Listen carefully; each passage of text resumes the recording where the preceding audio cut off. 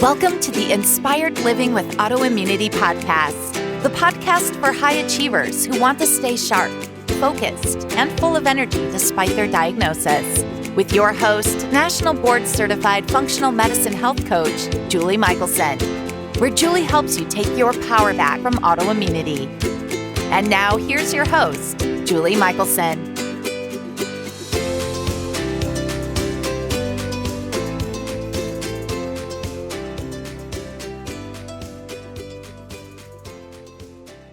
Welcome back to the Inspired Living with Autoimmunity podcast. I'm your host, Julie Michelson, and today we're joined by Dr. Scott Resnick, and we're talking about how the disruption of our barriers can lead to autoimmunity and chronic illness, and what we can do to protect them.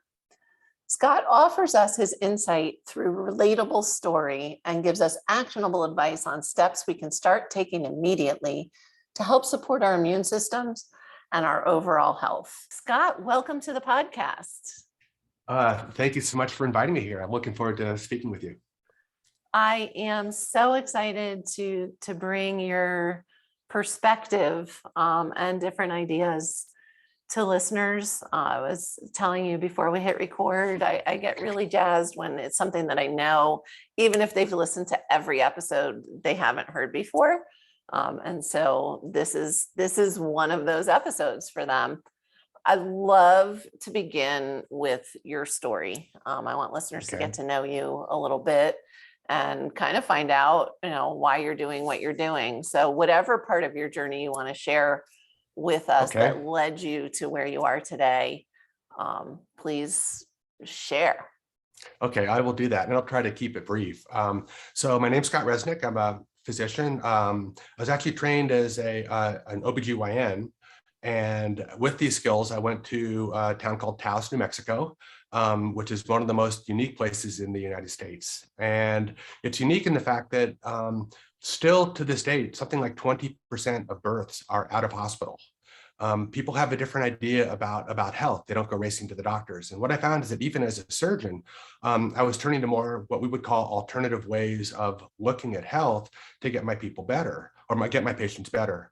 And so I found that instead of bringing people to surgery, I was working with their musculoskeletal system. I was working with their bowel function. I was working with their diet. And so bit by bit, and also I've been using bioidentical hormones in my female patients since 2001. So I guess I'm almost kind of like an old guard in terms of having used those. So what I started to realize is that there's a different perspective in terms of how we can be approaching health. And in maybe 2010 or 2012, I did the fellowship with A4M. So I'm fellowship trained with A4M. I've put my surgical career on the back burner because my passion is, really helping to bridge this gap between say a more conventional approach to medicine and what we refer to as functional medicine. And I think there's a happy medium. I don't want to throw out the baby with the bathwater. If I'm stabbed, I want antibiotics, general anesthesia, and a surgeon. But I think that for so many of the chronic diseases that we're approaching it from the wrong perspective. And what's interesting is that I trained as an allopathic physician. I went to an allopathic medical school, did 6 years of postgraduate allopathic residency training. And then when I'd been an allopathic doctor for about a decade, I decided to look up allopathy and see what it means. And I literally got on Google and I looked up allopathy, and I discovered that the allopathic practice is the use of drugs, creams, potions, medicines to counteract a symptom. So I spent 4 years in medical school, 6 years in postgraduate training, learning how to address symptoms. But at no point do they ever get us to begin to think about what could be driving these systems, or what could be promoting these disease states. So I think that as a doctor or as a health coach or as a nutritionist or anybody, when you start to reframe your perspectives, we begin to get different answers. So it's, if we keep on asking the same questions, we're going to get the same answers. When we begin to look at different questions, we begin to get some different answers. Well, I'm glad you didn't look that word up before you went to medical school. You might have chosen a different career path. That's possible. Yeah. And I'm laughing because I'm like, I wonder how many physicians have never looked up that word. Right. So for me, that question, the different perspective is the question why, right? Right. Why? That's the Mhm. question they don't really teach you to ask in medical school, Right. or, Exactly. or discover. And you are all about thinking different. Right. And so I am really excited. Um, and I'll let you start as broad as you want, but I want you to narrow down to Okay. this, how the disruption of our barriers drives autoimmunity, because this is a topic it's so essential. And they're going to hear about the other parts of what I think you might touch on. But nobody's given us a deep dive in this idea of our barriers and why they're important and why they're compromised and what we can do. Right. Well, I think that as we discussed before we got started here, I think that one of the most valuable ways that we can communicate complex ideas is through parable. Right. I mean, the shamans, the churches, they figured that out a long time ago, that people respond well. So I think to begin to introduce this idea, what I'd like to do is to generate just a little story. All right. Sure. So imagine that we we have we're humans, we're inside this body, right? And we need to protect the inner workings of our body. Now we live in an environment where we need to interact with our outside world. I mean, really any sentient living being on this planet needs to engage with the outside world. Primarily, we need to eat and we need to drink, right? But it just so happens that there's this whole other life form that's out there, which is microbial. And it's invisible to us. So over the years that we've been on this planet, we've needed to develop a way to actually have selective, permeable, semi-permeable barriers that allow the things that we want to take in from the outside world, like food and nutrients and vitamins and water, yet keeping out this microbial world that we are unable to see. So the parable that I'd like to develop is this idea of a king or a queen in his or her castle. Okay, so if you think about it, you've got your valuable king or queen, and what they want to do is they want to protect themselves. So what they've done is they build a castle, and that castle's got strong fortified walls, right? If you go for the deluxe upscale castle, you've got a nice moat that surrounds it. And because this is in the story a benign king and queen, just imagine there's a whole kingdom of peasants who love their king and queen and want to see that the king and queen are safe. So what happens is, but yet, of course, there are marauding people that want to come and take the king and queen's gold. So what they've done is they've established a set of barriers that are hopeful to keep them safe. So in some ways, I see the human body as needing to establish barriers to the outside world. So we have a number of different barriers. One of our barriers, our biggest organ in our body is our skin, right? And as we know, that's a semi-permeable membrane.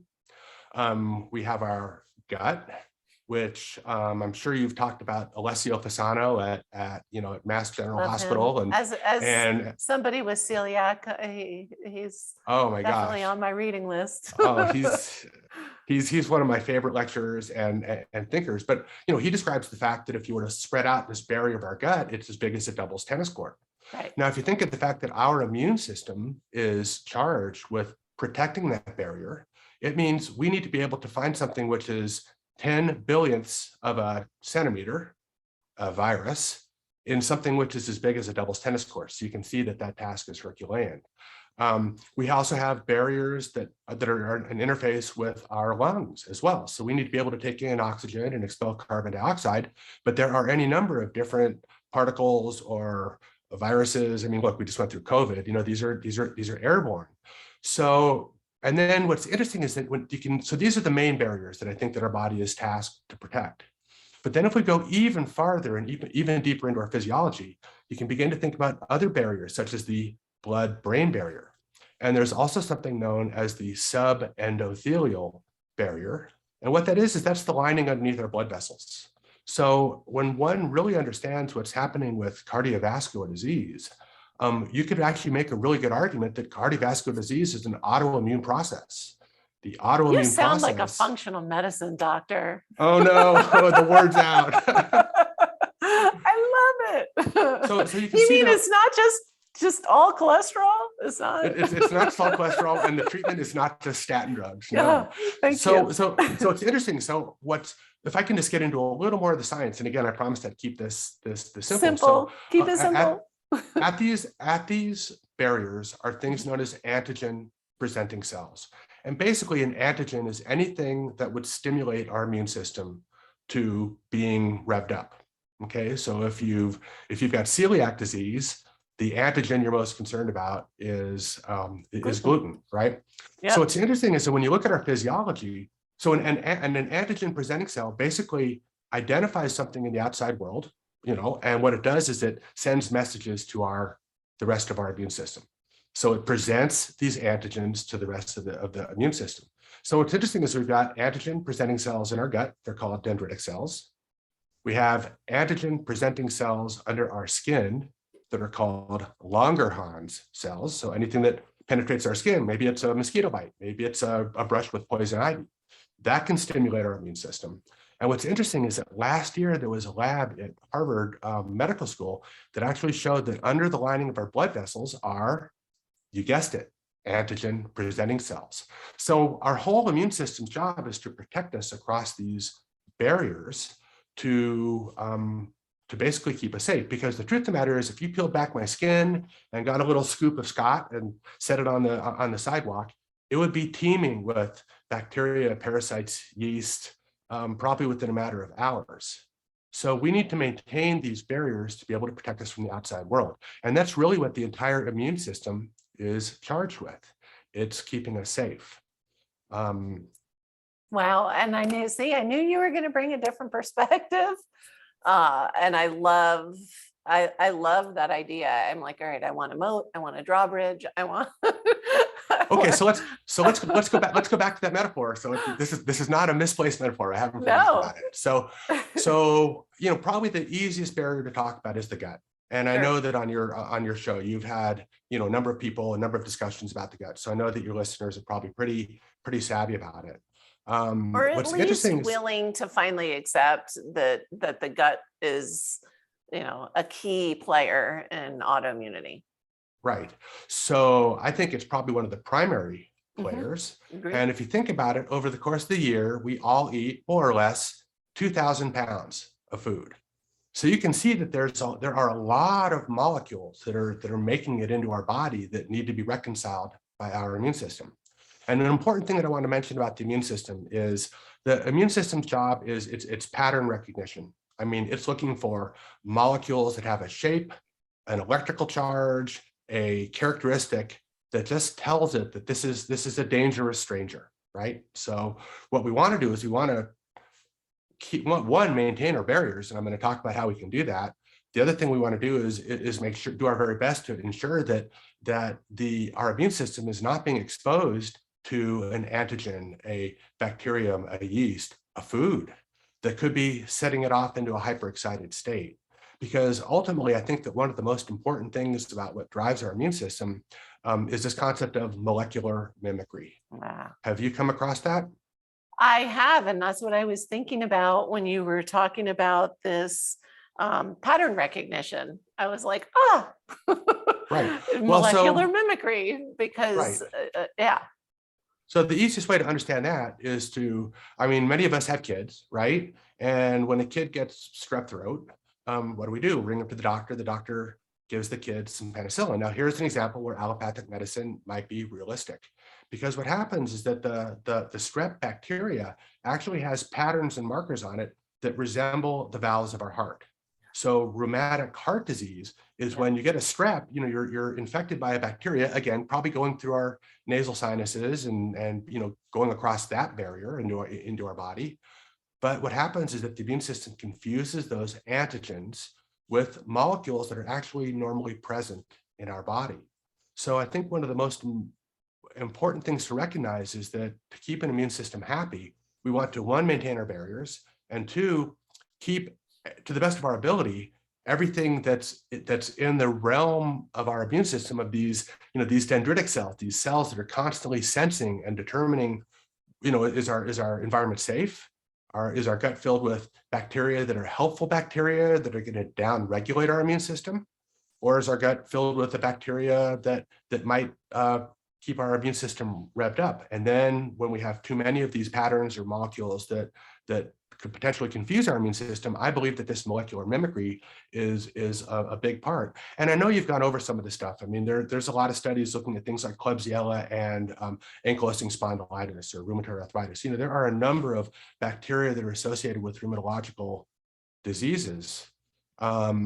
So I think that one thing that we can do is ensure that the molecules that we are exposing to our immune system across these barriers are as easily recognized and as helpful as possible. So, you and I both know what we're talking about. I mean, if we're consuming organic foods, if our body is digesting these foods down into smaller groups of amino acids and not long chains of amino acids, which are proteins that could be recognized as something else. Yeah. And if we have a microbiome, 100 trillion bacteria in our gut that are the good type of bacteria, these immune cells that are on the other side of the walls and kind of keeping charge of what's going on are downregulated. They're not getting into a kind of like a worked up place where they need to create an autoimmune process, which by definition is an inflammatory process. Our body really has one way of combating these things, and that is through inflammation.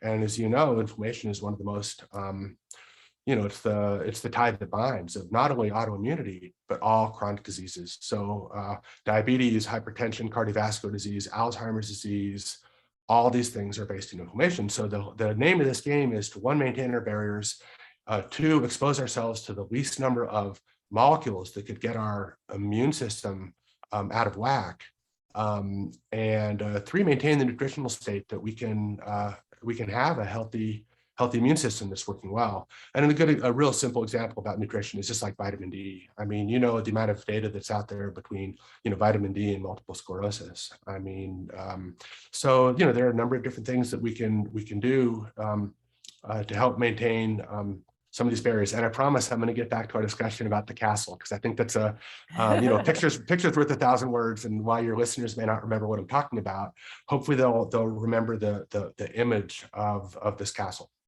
Do you have any questions at this point? I have so many questions, but not 3 hours. No, I want to dive into, because I mean, this is it, and this is the key, right? I always joke, if somebody were to just turn on a snippet in the middle of the podcast, it kind of sounds gloom and doom sometimes, because we're exposed to all these things, and all of this is right. And so that's not why you and I are here talking today. And while we have to set the stage, and I do love the castle, I that will stick with listeners, and I'm a visual learner, and so I love it. Let's start to talk about the how. Like, what can we do? I mean, you mentioned kind of the key as far as the nutrition and limiting what we're exposed to, but really, for me, the biggest thing I want to dive into is, well, okay, how do we maintain those barriers? How do we protect them? But we probably do have to start with, because people are already listening, their barriers are probably already in trouble. Correct. So, wherever you want to start with the three. So probably one of the easiest thing to start with is the skin, right? As I mentioned, that's the largest organ. It's a permeable membrane to fats. I mean, we put our hormones on our skin, and they make it into our body. I think one of the most important things that your listeners can do is know what you're putting on your skin. And that there's a website, which is by the Environmental Working Group. It's ewg.org. And there's a tab on that that's entitled Skin Deep. So this is gold. I mean, so what we want to do is remember I mentioned these cells called Langerhans cells, these antigen presenting cells that live under our skin.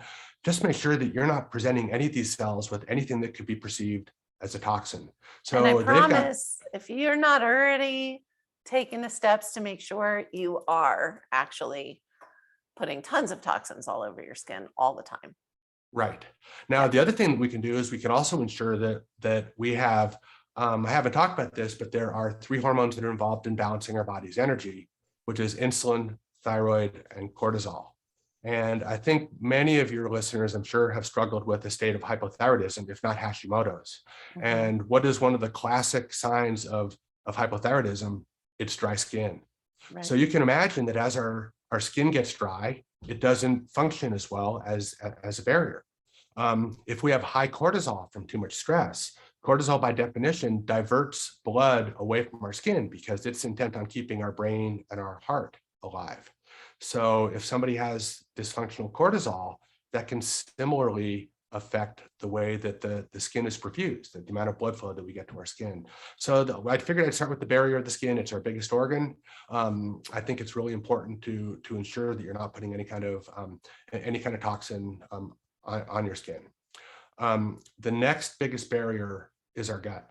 Okay, so if we go back to the castle metaphor, right? When you build your castle, you don't want to build it with a bunch of cracks in the wall and a drawbridge that doesn't work well. Half open. So yeah, you don't want to leave it half open. And it turns out if you're the king or the queen and you've got your guards who are guarding your castle, you don't want them hanging out in the basement, in the mess hall, drinking grog and telling war stories. You want them up on the margins, on the parapets of your castle. So is it any wonder that 75%, maybe 60 to 75% of our immune cells in our body are located within 1 centimeter of the lining of our gut? So it's almost as if the king of our castle, of our body's castle, had said, let's send out our guards to the barriers.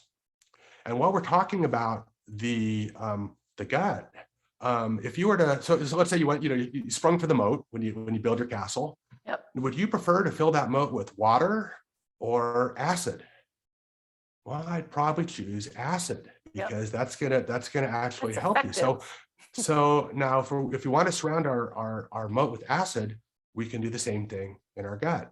So it turns out that having a healthy stomach with the cells that make hydrochloric acid, if we're acidifying our gut well, then that's one of our first lines of defense against these invisible microbes that are coming in on the 2,000 pounds of food that we eat every year. So if you take your car and you spin it into McDonald's while you're on the phone and you gobble down a hamburger, you haven't taken the time to activate your brain to tell your gut to start making stomach acid. What happens? You gobble down the hamburger. If it's not broken down well into small groups of amino acids, like 1, 2, 3, or 4, but because you don't have the proper stomach acid to break down our proteins, you've got these more complex protein chains, all of a sudden those can start to look like some of these molecules that are the dangerous strangers, that are the immune stimulating antigens.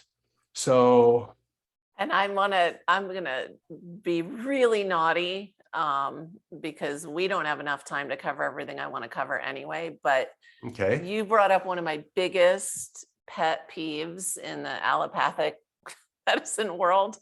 I want to talk a little bit more about stomach acid because so many people by the time they find me are on proton pump inhibitors and we're just tired. They are not breaking down their food at all.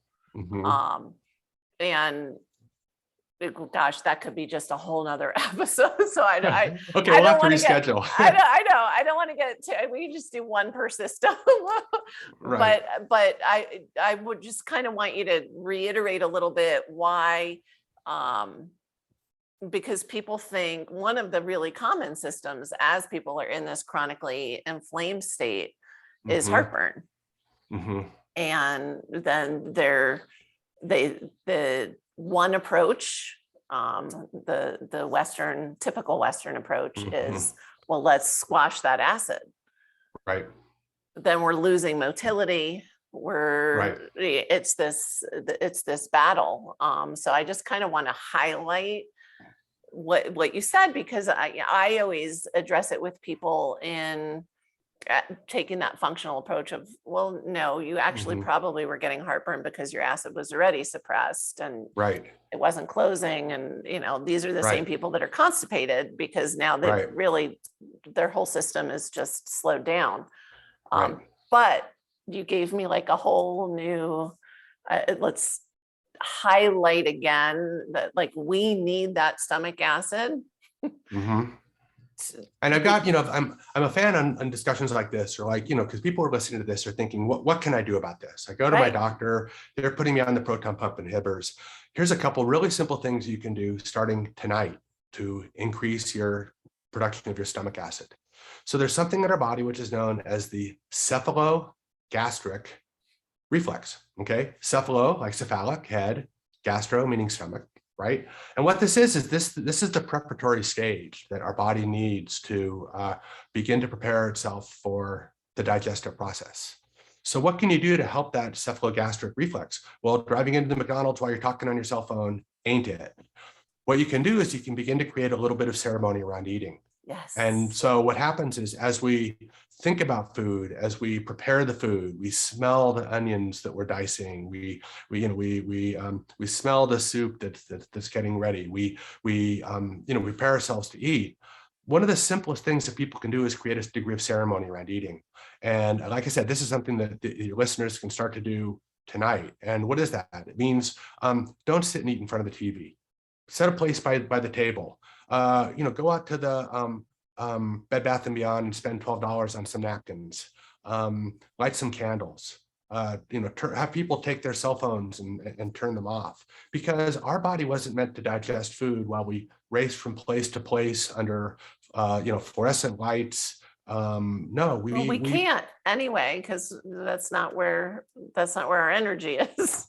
yeah, I exactly. love that because I love just even the change in wording.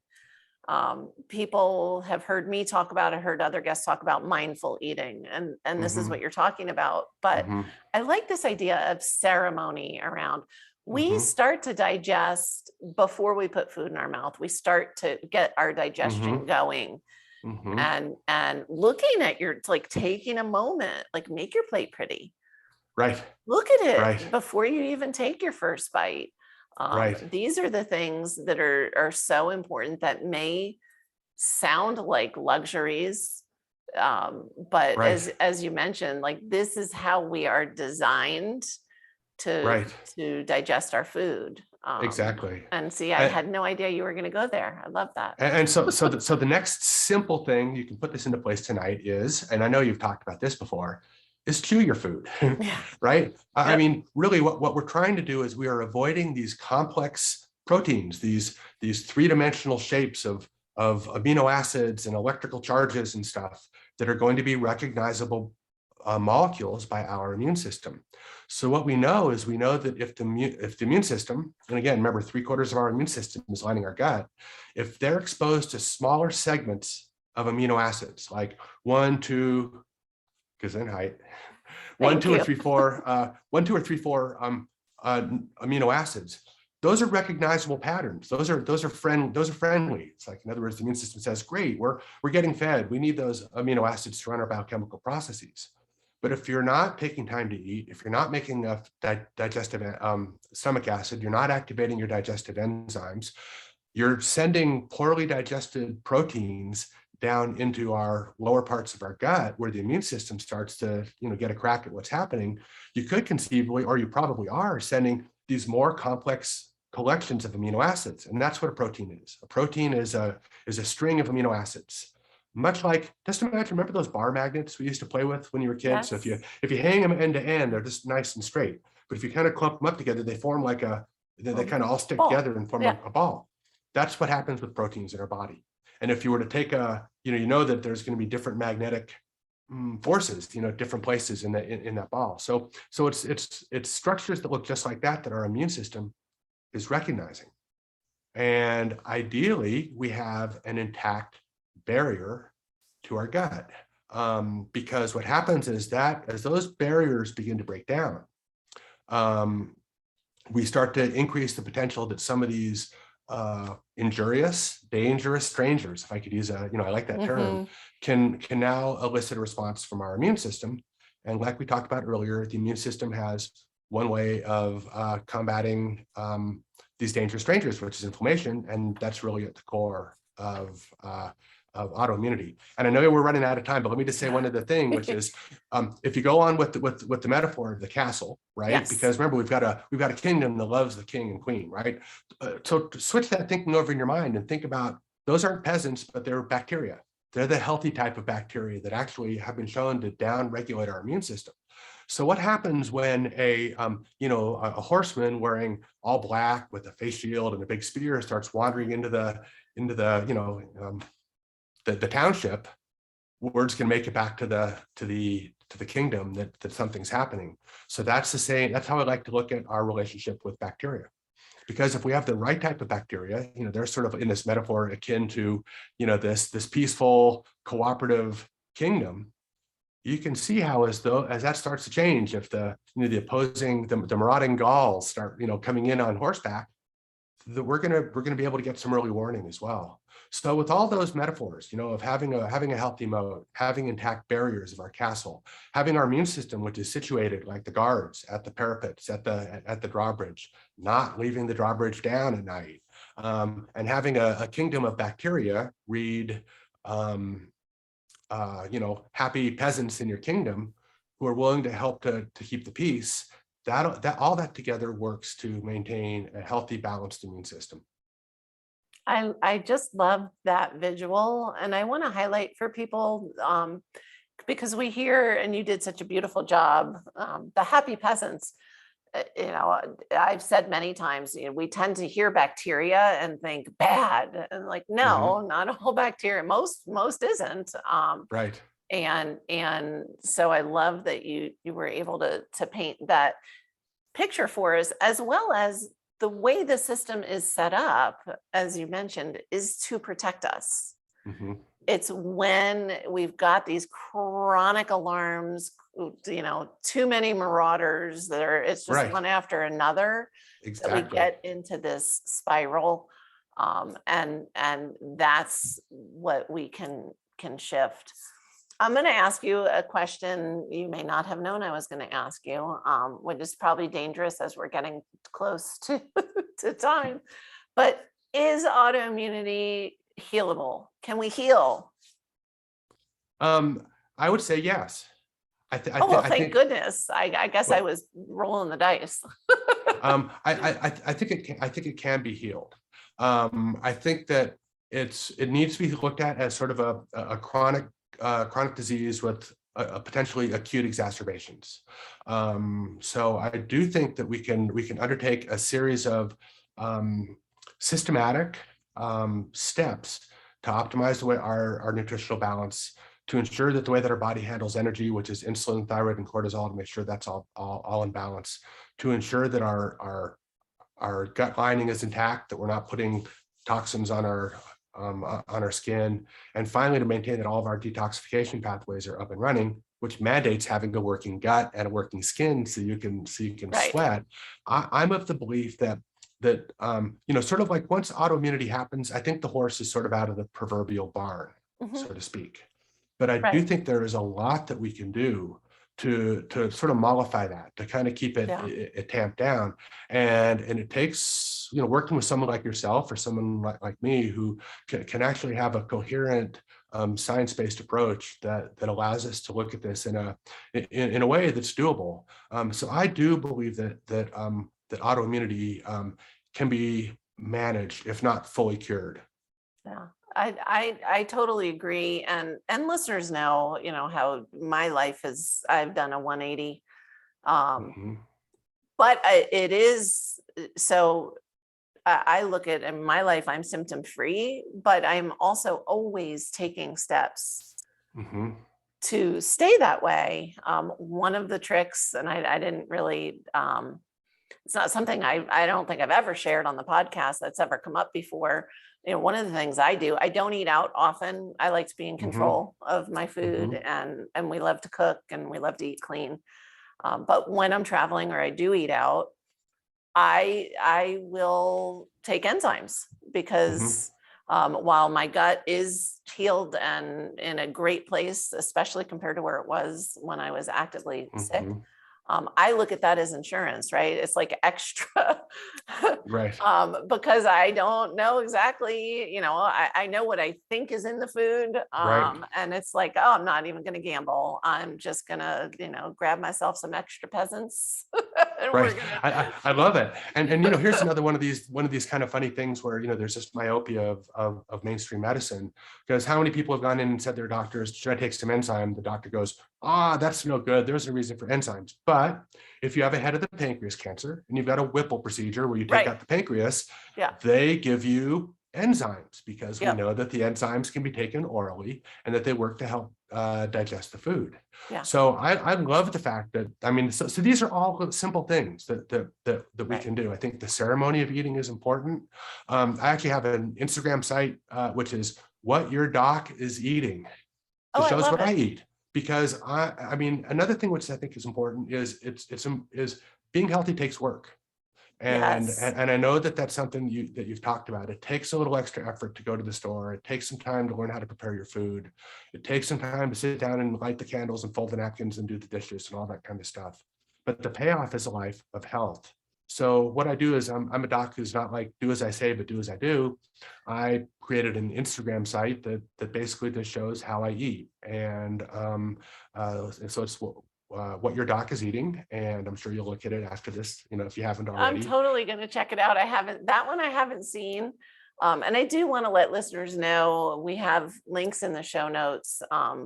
But somebody who wants to spend 6 weeks working with you on all of these foundational things, I know that you've got your program up and running, right? Which is an amazing opportunity for people to not only learn from you, but learn in community, right? Which is so effective. And we'll have those links too.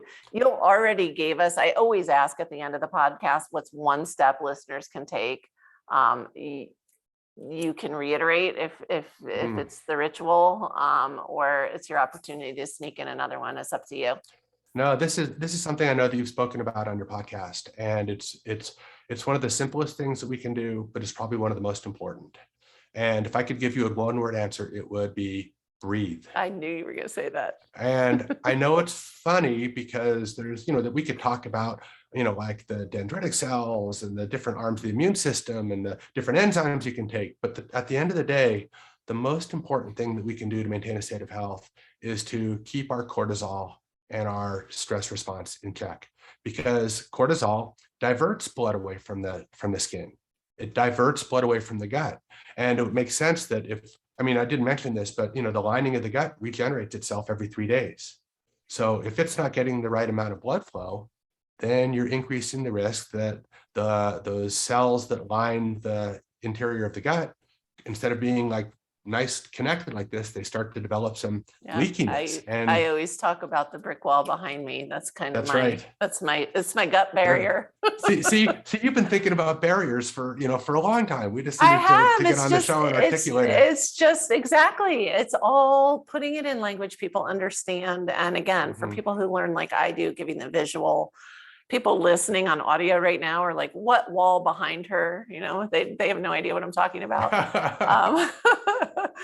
So what amazing gold. And I know you just gave listeners that What Your Doc Is Eating is where to find you on Instagram, which is I can't wait to check out what you've been eating. And I have to warn you that I'm an omnivore. I eat red meat. I eat red meat. We want to be healthy infrequently. I'm a big fan of the statement "Eat a rainbow." Right? Yes, me too. One of my favorites. But I joke. I say, yes, I have a plant. When people say they eat plant-based, I'm like, you have to define that for me, because I say I eat plant-based as well. But I also eat pastured meat and wild caught fish. And, absolutely. I think that's what our body needs, because we start to look at it from a metabolic standpoint.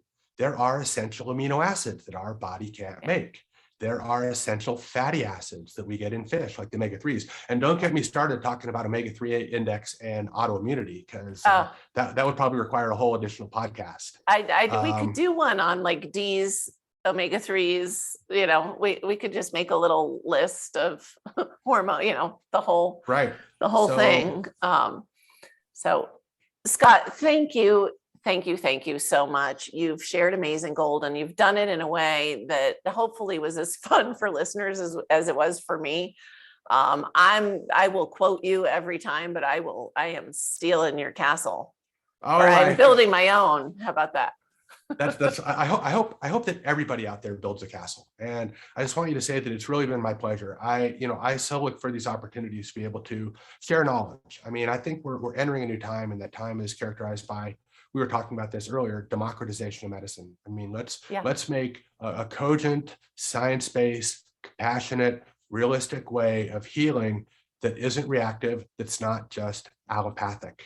Yes. And I think, so given any opportunity to be on a podcast or speak to someone like yourself, I'm going to jump at it. And really, this has been as enjoyable for me as it was for you. And I just want to thank you for giving me this opportunity to share this. And the castle is royalty free. There you go. Love it. I love it. It's truly, truly my pleasure.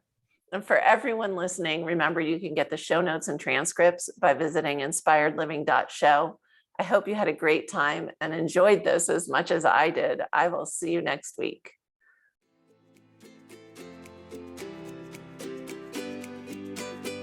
Thank you for listening to Julie Michelson's Inspired Living with Autoimmunity. Did you enjoy this episode? Please like, share, and subscribe wherever you listen to podcasts. If you'd like to get a transcript of this and every other episode, just head on over to inspiredliving.show or click on the link in this episode's description. There, you can also find everything we discussed in this episode, including links and information about our guest. You can even send in your questions to be answered by Julie in a future episode. That's inspiredliving.show.